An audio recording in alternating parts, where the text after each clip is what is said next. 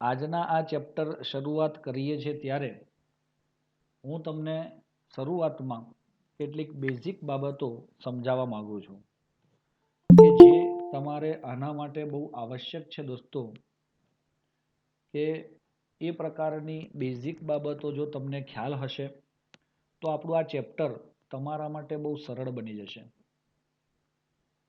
હા દોસ્તો, એ સરળ બનાવવા માટે આપણે એવો પ્રયત્ન કરેલો છે કે ભાઈ કેટલીક બેઝિક બાબતો તમારા ધ્યાનની અંદર આવવી જોઈએ, જે આપણે બધા જ ધોરણ 11માં ભણ્યા છીએ.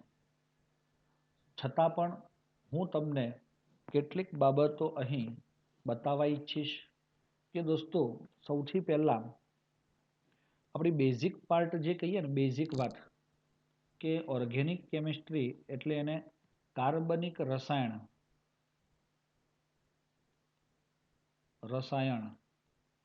એની અંદર કાર્બનની જ વાતો આવે.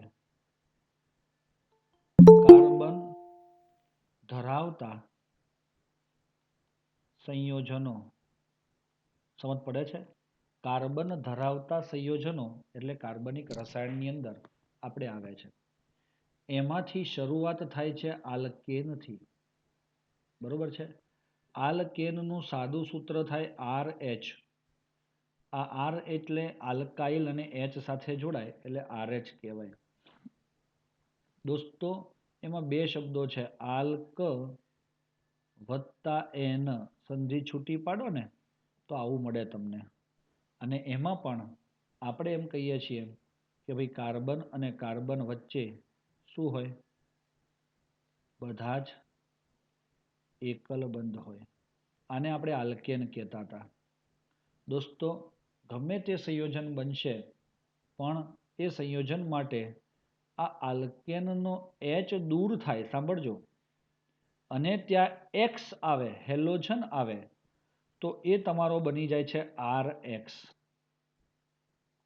સમજ પડે છે? તો એ આલ્કેનનો H દૂર થઈ અને શું આવે? હેલોજન આવે, તો એટલે કેવી આપણે વિસ્થાપન થયું. હાઇડ્રોજનનું વિસ્થાપન કોણ કરે? યસ, હાઇડ્રોજનનું વિસ્થાપન હેલોજન. એવું જરૂરી છે એકલો હેલોજન જ કરે? જો OH કરે તો ROH એટલે કે આલ્કોહોલ. એવી રીતે દોસ્તો NO2 કરે તો RNO2. તો આને કહેવાય હેલો આલ્કેન, આને કહેવાય આલ્કોહોલ, અને આને કહેવાય નાઇટ્રો આલ્કેન. બરોબર છે? હા મિત્રો, નંબર 2 માં આલ્કીન આવે, જેમાં આપણે બંધારણમાં આ પ્રકારે બતાવીએ છીએ. આલ્ક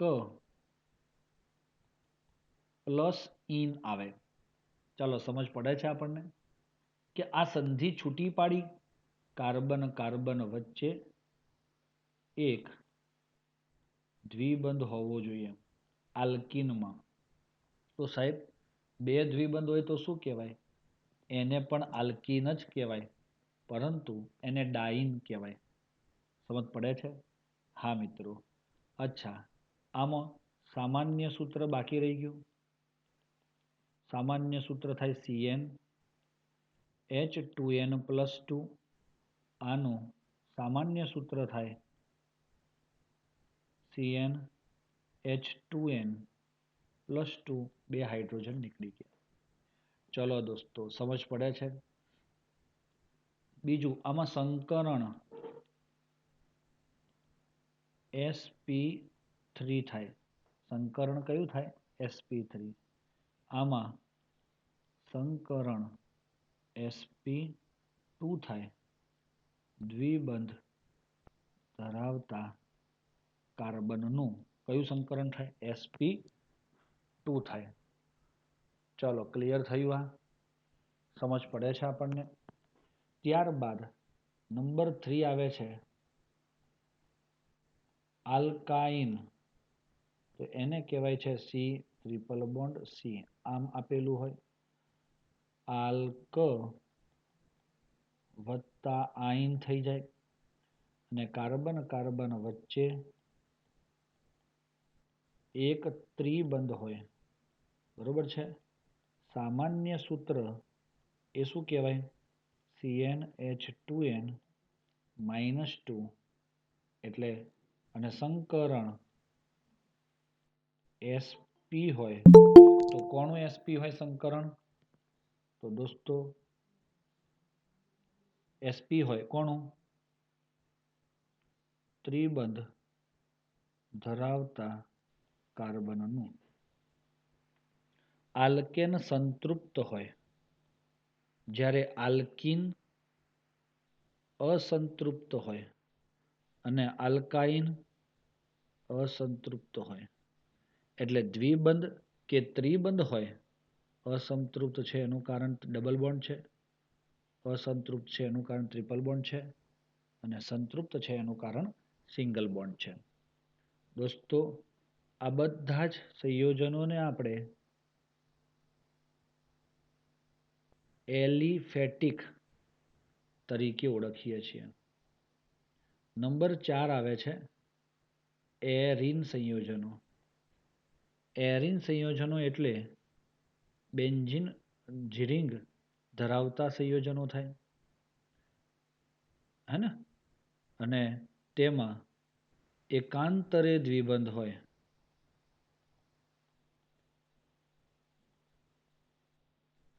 સામાન્ય સૂત્ર કોઈ પૂછે CnH2n -6m. આ n એટલે તો શું છે? કાર્બનની સંખ્યા. પણ સાહેબ આ n એટલે શું? વલયની સંખ્યા, એને m કહેવાય.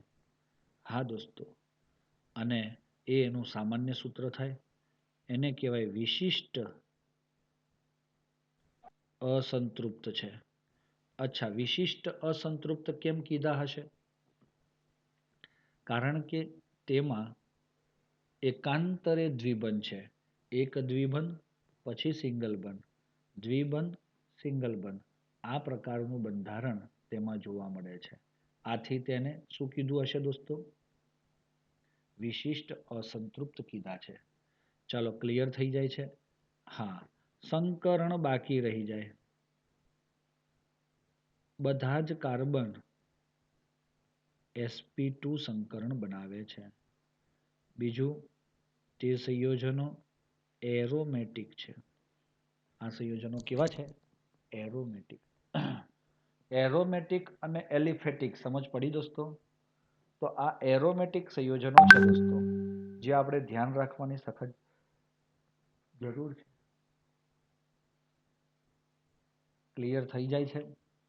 તો આ એલિફેટિક એટલે કાર્બન શૃંખલા ધરાવતા, ડબલ બોન્ડ હોય, ટ્રિપલ બોન્ડ હોય. પાછા આમાં આલ્કેનમાં પણ સાયક્લિક આલ્કેન પણ આવે. આ જે છે ને એને કહેવાય સાયક્લો હેક્સેન. આને કહેવાય સાયક્લો હેક્ઝીન. અને આમાં ચક્રીય મળતા નથી. એટલે આલ્કાઇન સંયોજનો ચક્રીય હોતા નથી, જ્યારે આ બાકીના બધા સંયોજનો શું હોય છે? ચક્રીય હોય છે. દોસ્તો, દુનિયાનું કોઈ પણ રસાયણ તમારે બનાવવું હોય તો આવી રીતે આ દરેક સંયોજનોમાં જે હાઇડ્રોજન છે એ હાઇડ્રોજનનું તમે વિસ્થાપન કરશો અને ત્યાં કોઈ નવો સમૂહ લાવીને જોડશો એટલે તે તમને શું આપશે? તે તમને શું આપશે? યસ, તે તમને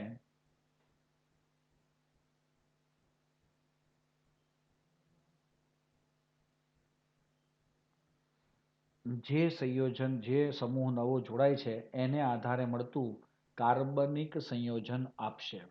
દાખલા તરીકે આ મેં તમને કીધું હાઇડ્રોજનનું વિસ્થાપન થયું X થી, તો હેલોજન સંયોજન બની ગયું, હેલો આલ્કેન.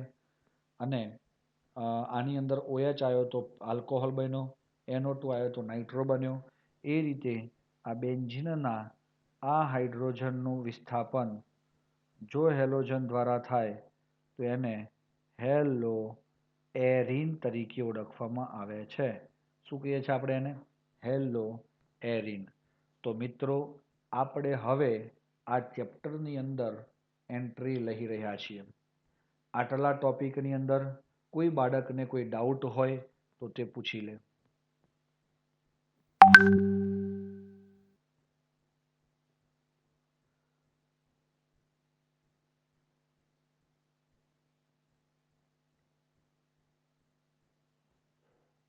Very good.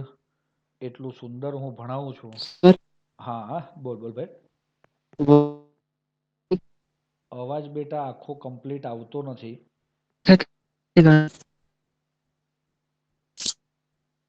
જલ્દી, અવાજ કટ થઈ જાય છે.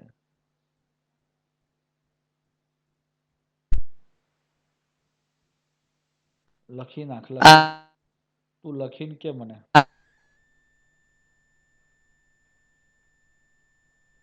હવે આપણું આ ચેપ્ટર જે દેખાઈ રહ્યું છે તે ચેપ્ટરમાં આપણે ચેપ્ટર નંબર 10 હેલો આલ્કેન અને હેલો એરિનનો અભ્યાસ કરવા જઈ રહ્યા છીએ. અને તેમાં દોસ્તો આ જનરલ વાત છે પણ બહુ ઇમ્પોર્ટન્ટ પણ છે એટલી જ, જે આપણે ધ્યાન ઉપર લેવી જરૂરી છે. તો જોઈ શકો છો, હેલોજન યુક્ત સંયોજનો જમીનના બેક્ટેરિયા દ્વારા તેઓને તોડવાની પ્રક્રિયા સામે પ્રતિરોધકતા દર્શાવતા હોવાથી પર્યાવરણમાં દ્રઢપણે હાજર હોય છે. હવે હું તમને એક ઉદાહરણ આપું. તમને ખબર છે DDT? નામ સાંભળ્યું છે DDT? આમાં DDTનું ઉદાહરણ લેવાય. તો એ ઉદાહરણ, એનું બંધારણ પણ આપણે આ ચેપ્ટર પૂરું થતાં થતાં ભણીશું. હે ને? એનું નામ છે દોસ્તો ડાયક્લોરો ડાયફિનાઇલ ટ્રાયક્લોરો ઇથેન. આ એક પ્રકારનું બંધારણમાં ક્લોરાઇડ હેલોજન છે. દોસ્તો શરૂઆતના સમયમાં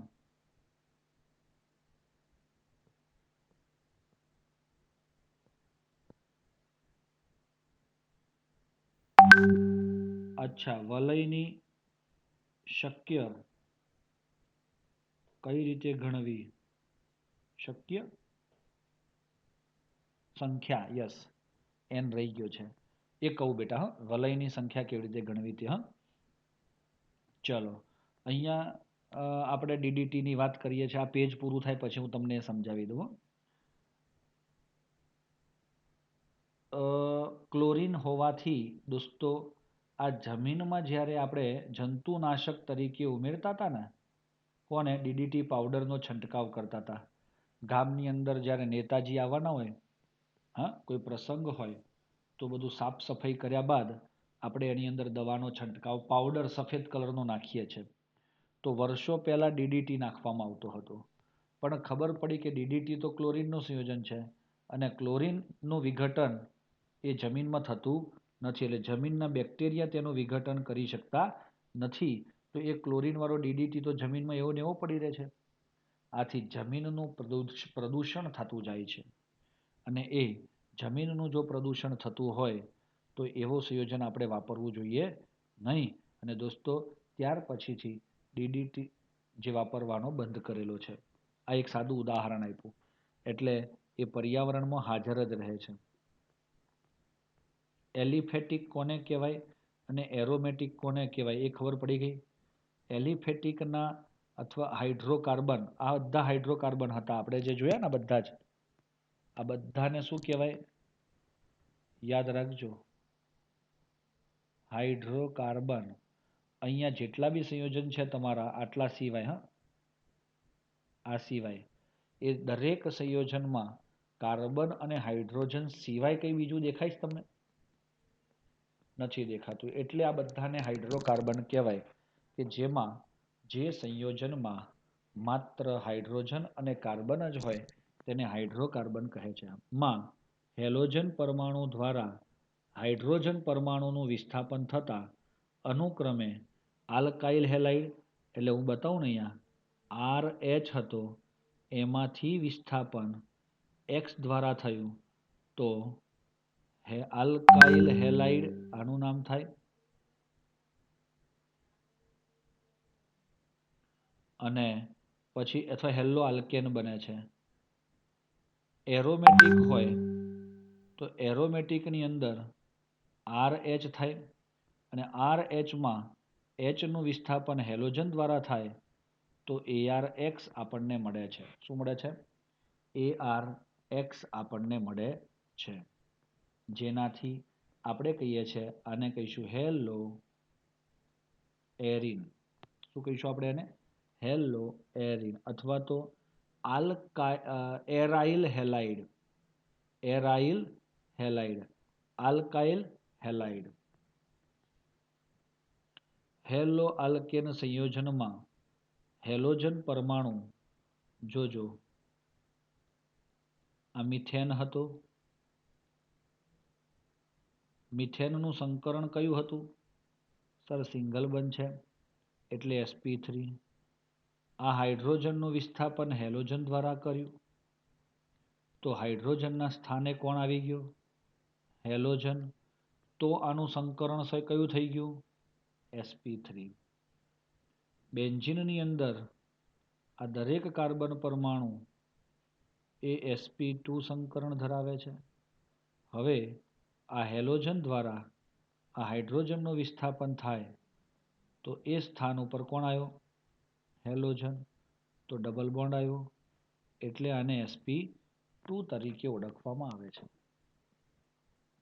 તો જુઓ sp3 સંકૃત કાર્બન સાથે જોડાયેલો હોય જ્યારે હેલો એરિન સંયોજનોમાં હેલોજન પરમાણુ એરાઇલ સમૂહના sp2 કાર્બન સાથે જોડાયેલો હોય. હેલોજન ધરાવતા ઘણા કાર્બનિક સંયોજનો કુદરતમાંથી મળે છે. તે પૈકીના વૈદ્યકીય કામગીરીમાં એટલે કે દવાઓમાં વપરાય છે. બીજું ઉદ્યોગોમાં રોજિંદા જીવનમાં પણ વપરાય છે. તેઓ મોટે ભાગે અધ્રુવીય સંયોજનોમાં દ્રાવક તરીકે વપરાય છે.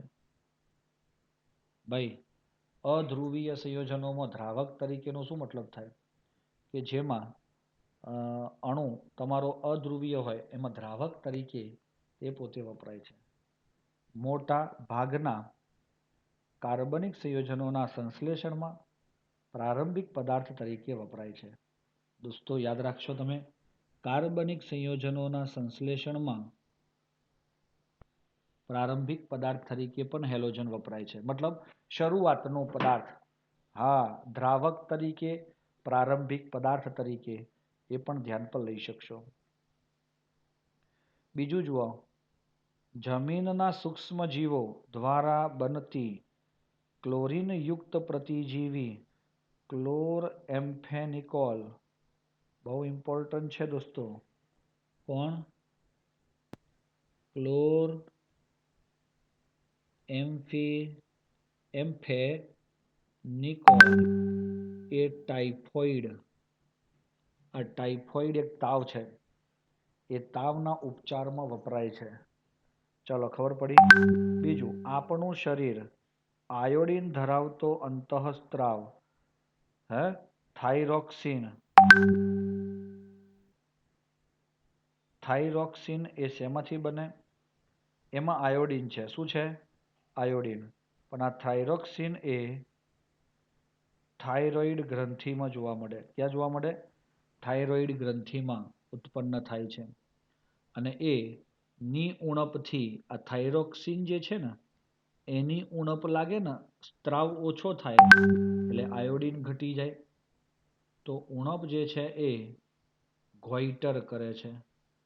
આવું તમે ભણ્યા છો નાના હતા ત્યારે. સંશ્લેષિત હેલોજન સંયોજનો જેમ કે ક્લોરોક્વિન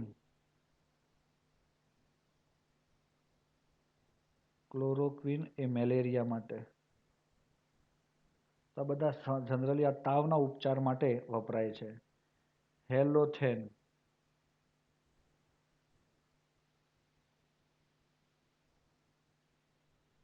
શારીરિક શસ્ત્રક્રિયા દરમિયાન નિશ્ચેતક તરીકે CHCl3 ક્લોરોફોર્મ છે ને નિશ્ચેતક એટલે કોણ?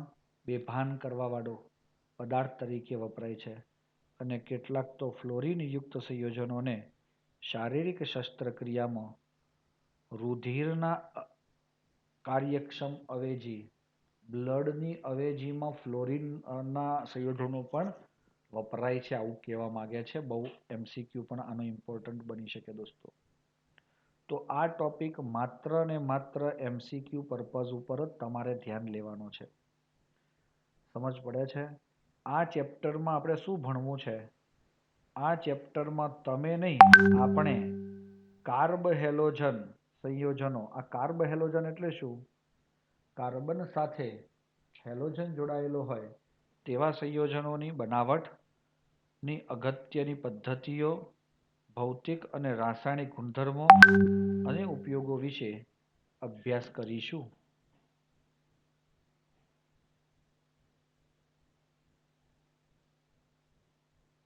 બરોબર છે?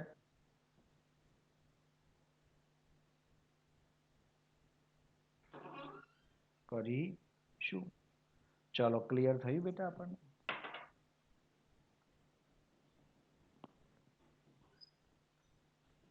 હવે અસ્મિતનો જે ક્વેશ્ચન છે એમાં એને એમ કીધું કે આ રિંગ કેવી રીતે ગણાય, તો એ હું તમને અહીંયા બતાવું છું. આ બેન્ઝીન છે, બરોબર છે? આ બેન્ઝીનનો મોટો ભાઈ ઓળખતા હોય તો તમે બધા, શું નામ છે આનું?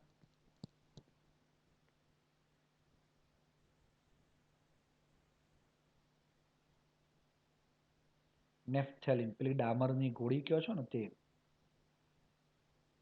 એવી રીતે 3 બેન્ઝીન આવે સપોઝ.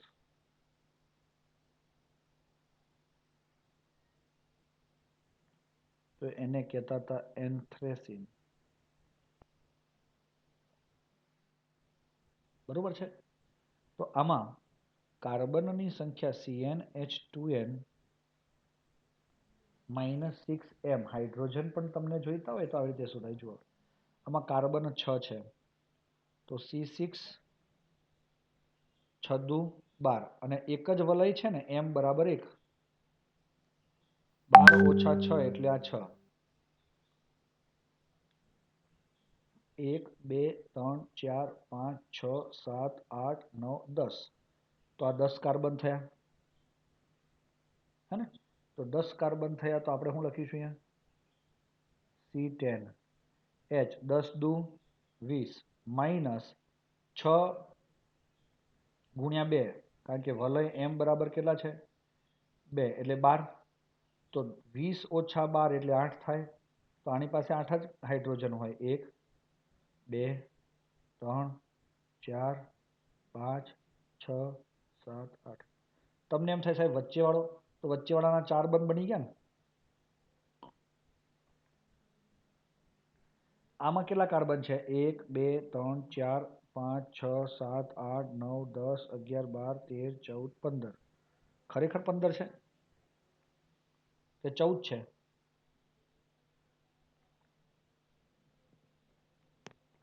મેં ઉતાવળ કરી બોલવામાં.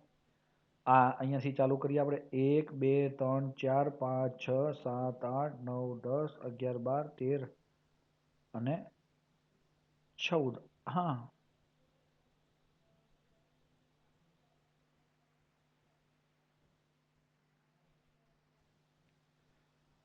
14 દુ 28 માઇનસ 6 તારી 18 એટલે આ 10 થયા. તો આ 1 2 3 4 5 6 7 8 9 10.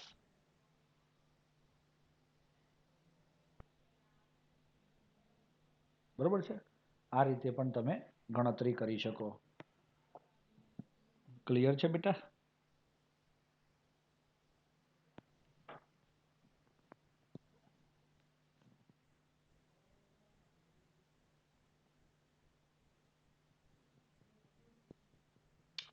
દોસ્તો, હવે આવે છે હેલોજન વાળો ટોપિક. સ્ટાર્ટ કરી રહ્યા છે વર્ગીકરણ. તમારે આ ટોપિકને અંદર જોયા વગર ધ્યાન ઉપર લેવાનું છે કે સાહેબ શું ભણાવી રહ્યા છે. તો તમને એક વસ્તુ હું તમને અહીંયા સમજાવું છું. હેલો આલ્કેન અને હેલો એરિન સંયોજનોને નીચે દર્શાવ્યા પ્રમાણે વર્ગીકૃત કરી શકાય. પહેલું છે 1. હેલોજન પરમાણુઓની સંખ્યાના આધારે. શેને આધારે? હેલોજન પરમાણુઓની સંખ્યાના આધારે. તો તેઓના બંધારણમાં રહેલા 1, 2 અથવા તો વધુ. દાખલા તરીકે હું તમને એમ પૂછું CH3Cl, CH2Cl2, CHCl3, CCl4. શું થયું મિત્રો? આ તો તમે જોતા હશો આ બધામાં આને કહેવાય મોનોક્લોરો, ડાયક્લોરો, ટ્રાયક્લોરો, ટેટ્રાક્લોરો. તો અહીંયા જુઓ, મોનો એક હોય તો મોનો, 2 હોય તો ડાય, 3 હોય તો tri. Mono halo alkane, di halo alkane, tri halo alkane. તમને અહીંયા એક હેલોની જગ્યાએ હું Cl લખીને આપું તો તમે કહેશો એને ક્લોરો ઇથેન. મોનો શબ્દ લગાવો તો કોઈ ખોટું પાડે નહીં. પણ એક કાર્બન માટે આપણે મોનો લગાવતા, એક હેલોજન માટે લગાવતા નથી. આનું નામ થાય દોસ્તો 1,2 dichloro ethane, CH2 CH CH2. તો દોસ્તો 1, 2, 3 ટ્રાયક્લોરો પ્રોપેન. તો દોસ્તો તમને ખબર પડે છે આ રીતે આપણે આના નામકરણ કરી શકીએ. બેન્ઝીનમાં જુઓ, એક જ હેલોજન તો મોનો, 2 હેલોજન તો ડાય, 3 હેલોજન તો ટ્રાય.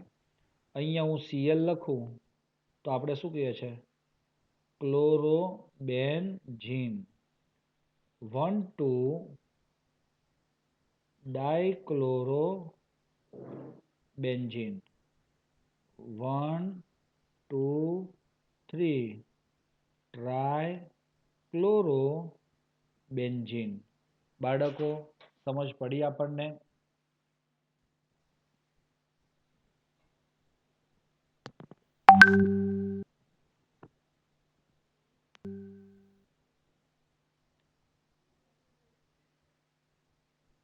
યસ. હવે બીજો પાર્ટ આવે છે. અહીંયા જુઓ, મોનોહેલોજન સંયોજનોને તેઓમાં રહેલા હેલોજન પરમાણુ જે કાર્બન પરમાણુ સાથે જોડાયેલો છે તે કાર્બનના સંકરણના આધારે વર્ગીકરણ. સમજો, શેના આધારે વર્ગીકરણ કરવું છે હવે આપણે? કાર્બનનું સંકરણ. એમાં જુઓ, પહેલું શું છે? sp3CX bond.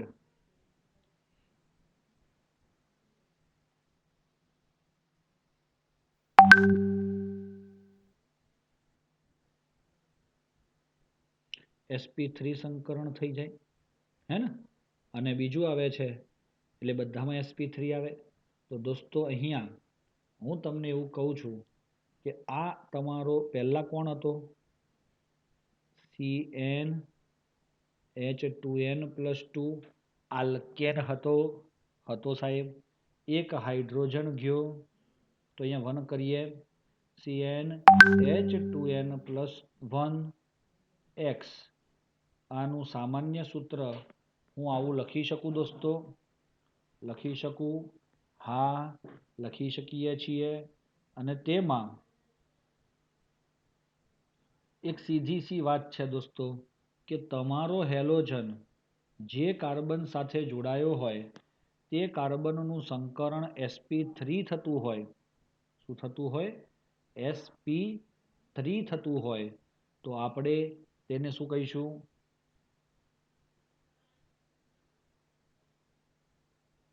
યસ, આપણે તેને sp3 હાઇબ્રિડાઇઝેશન વાળું સંકરણ કહીશું. અને એના આધારે હેલોજન ધરાવતો કાર્બન, જોજો આ જે sp3 સંકરણ ધરાવે છે તે અન્ય બીજા એક કાર્બન સાથે પણ જોડાયેલો હોય તો આને પ્રાથમિક એટલે કે 1 ડિગ્રી હેલાઇડ તરીકે ઓળખવામાં આવે છે. જુઓ, હેલોજન ધરાવતો કાર્બન અન્ય બે કાર્બન સાથે જોડાયેલો હોય, અહીંયા તો H જ આવે ને, આ 1 અને 2, જે sp3 સંકરણ ધરાવે છે તેને દ્વિતીયક એટલે કે 2 ડિગ્રી હેલાઇડ સંયોજન કહીશું. હેલોજન ધરાવતો કાર્બન એ અન્ય 3 કાર્બન સાથે જોડાયેલો હોય તો એને તૃતીયક એટલે કે 3 ડિગ્રી હેલાઇડ સંયોજન તરીકે ઓળખીએ છીએ. તો આ sp3 સંકરણ વાળી વાત હોય ત્યારે આ રીતે વર્ગીકરણ થાય.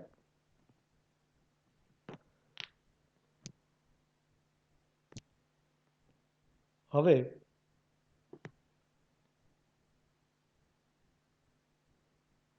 અનધર પણ એક એવું આવે છે કે તમારું sp3 સંકરણ તો હોય જ, હેલોજન ધરાવતો કાર્બન sp3 સંકરણ ધરાવે છે. એના દોસ્તો 3 પાર્ટ પડે, 1, 2 અને 3. એમાં આ છે કેવો?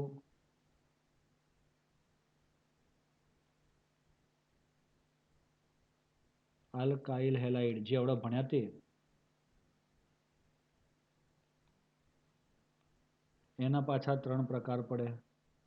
1 ડિગ્રી એને ગુજરાતીમાં કહેવાય પ્રાથમિક,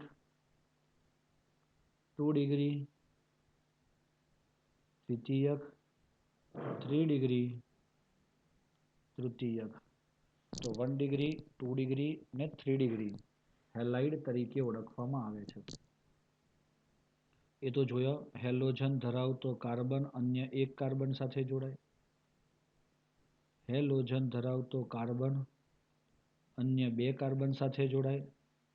હેલોજન ધરાવતો કાર્બન અન્ય 3 કાર્બન સાથે જોડાય તો આપણે એને 1 ડિગ્રી, 2 ડિગ્રી અને 3 ડિગ્રી તરીકે ઓળખીએ છીએ. હવે આવે છે એલાયલિક હેલાઇડ. તો જોજો અહીંયા, હેલોજન ધરાવતો કાર્બન જે કયું સંકરણ ધરાવે છે? sp3 સંકરણ ધરાવે છે, જે અન્ય દ્વિબંધ ધરાવતા કાર્બન સાથે જોડાય.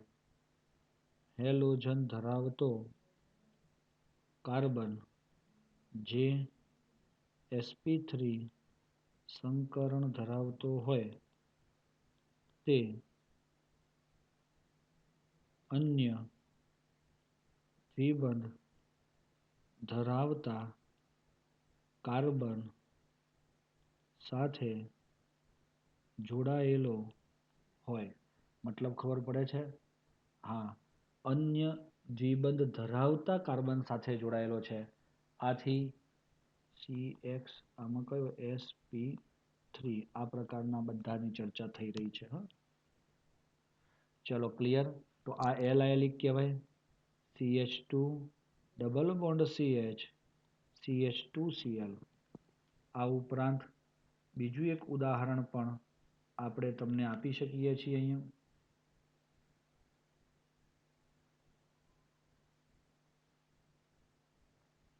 ચાલો જુઓ, અહીંયા હેલોજન હોય તો આ કાર્બનનું સંકરણ sp3 થાય તો ડબલ બોન્ડ અહીંયા આવે તો એ કાર્બનની બાજુવાળો કાર્બન દ્વિબંધથી અન્ય સાથે જોડાયેલો હોય, આનું સંકરણ sp3 થાય તો એની બાજુવાળો કાર્બન એ દ્વિબંધથી જોડાયેલો હોય. ચાલો ક્લિયર થયું? આ તો આ રીતે આપણે આને કહી શકીએ છીએ મિત્રો. અને ત્રીજું છે બેન્ઝાઇલિક હેલાઇડ.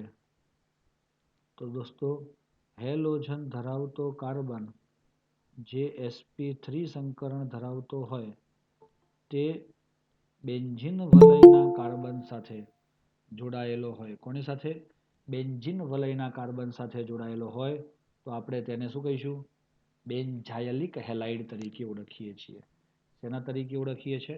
બેન્ઝાયલિક હેલાઇડ. જે ખબર પડે છે? હા દોસ્તો, અહીંયા CH2 આવે. પણ ઘણીવાર શું થાય કે આ બેન્ઝાયલિક હેલાઇડમાં હેલોજનની સાથે જે જોડાયેલો કાર્બન છે એ બીજા એક કાર્બન સાથે પણ જોડાયેલો હોય તો એને 2 ડિગ્રી બેન્ઝાઇલિક હેલાઇડ, એટલે આને કહેવાય છે 1 ડિગ્રી,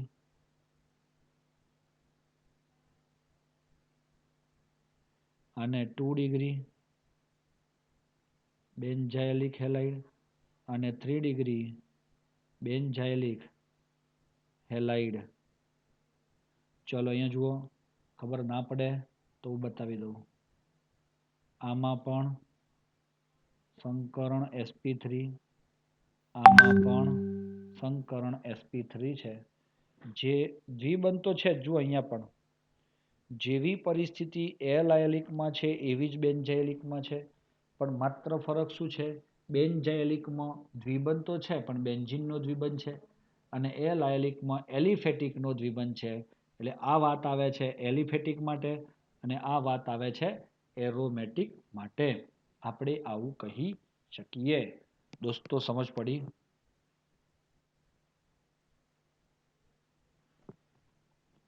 કઈ ડાઉટ હોય તો પૂછી લો દોસ્તો. આ સંયોજનોમાં હેલોજન પરમાણુ કાર્બન કાર્બન દ્વિબંધ ની તરત જ પછીના, જોજો, હેલોજન પરમાણુ એ કાર્બન કાર્બન દ્વિબંધની પછીના તરત જ sp2 સંકરણ ધરાવતા sp3 સંકરણ ધરાવતા કાર્બન સાથે જોડાયેલો હોય છે. એથી એને એલાયલિક કાર્બન તરીકે ઓળખવામાં આવે છે. રેડી? આ એ જ છે દોસ્તો, આ હેલોજન, આનું સંકરણ sp3 થાય અને આ બે કાર્બન વચ્ચે ડબલ બોન્ડ છે. ઓકે, આ જ રીતે આ કાર્બનનું સંકરણ પણ sp3 થાય અને એ જેની સાથે જોડાયો છે તેનું સંકરણ એ ડબલ બોન્ડ છે, એનું સંકરણ બતાવ્યું નથી પણ તે દ્વિબંધ ધરાવે છે. સમજ પડી? ત્યારબાદ બેન્ઝાયલિક હેલાઇડ સંયોજનો. આ સંયોજનોમાં હેલોજન પરમાણુ એરોમેટિક વલયની તરત જ પછીના sp3 સંકૃત કાર્બન સાથે જોડાયેલો હોય છે. હા તો વાત છે, એરોમેટિક વલય આ છે, એના પછીના આ sp3 સંકૃત સાથે હેલોજન જોડાયેલો હોય છે. અહીંયા તમારે જે લખવું હોય તે લખી શકો છો. મિત્રો ખબર પડી?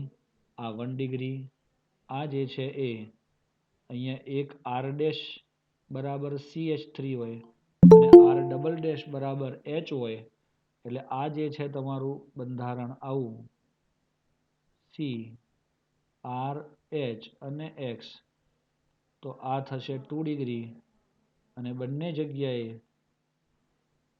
અહીંયા ના લખો તો અહીંયા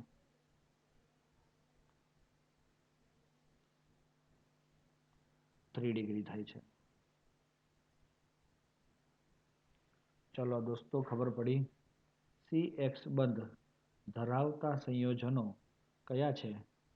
વિનાઇલિક હેલાઇડ સંયોજનો. ઓકે, જેમાં દ્વિબંધ હોય દોસ્તો એવાની પણ હું ચર્ચા કરી લઉં તમારી સામે.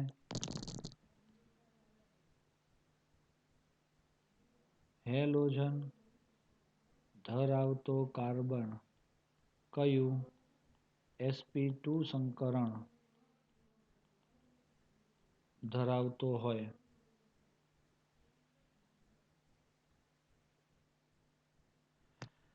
તો શું કહેવાય? એક આવે છે દોસ્તો વિનાઇલ હેલાઇડ અને બીજો આવે છે એરાઇલ હેલાઇડ. ચલો, વિનાઇલ એટલે કેવું? હેલોજન ધરાવતો કાર્બન કયું સંકરણ ધરાવે? sp2. દોસ્તો આ sp2 હોય તો અહીંયા કયો બંધ હોય? દ્વિબંધ. તો એ વિનાઇલ બની ગયો. હા, અને સમજ પડે છે? હેલોજન ધરાવતો કાર્બન sp2 સંકરણ ધરાવતો હોય તો તેને વિનાઇલ હેલાઇડ કહેવાય. અને એવો જ હેલોજન હોય કે જે એરોમેટિકના દ્વિબંધ સાથે જોડાયો હોય, જેનું સંકરણ sp2 હોય તો તેને એરોમેટિક હેલાઇડ એરાઇલ હેલાઇડ તરીકે ઓળખવામાં આવે છે. ચલો, ક્લિયર થયું મિત્રો? સમજ પડે છે બેટા આપણને? હા કે ના? તો લગભગ બધી બેઝિક બાબતોની ચર્ચા નો કરવાનો પ્રયત્ન આપણે આ વિડીયોની અંદર કર્યો છે. તો મિત્રો, આટલી તૈયારી